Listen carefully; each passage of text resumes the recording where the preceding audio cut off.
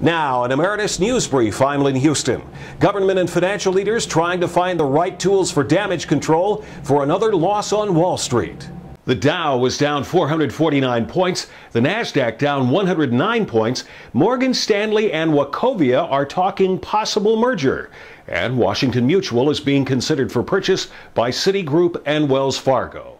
Somewhat better news for Delphi pensioners. GM has agreed to take over the Delphi Pension Fund. GM agrees to take over $3.4 billion in payouts. Delphi, of course, is a GM spinoff currently in bankruptcy. Meanwhile, in Washington, a lot of action in both the House and Senate. The House today passing a bill to loosen rules on offshore oil drilling, but there was a price to it all.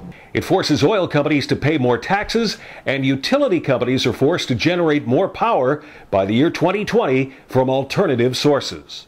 The Americans with Disability Amendments Act of 2008 prevents discrimination against people with treatable disabilities.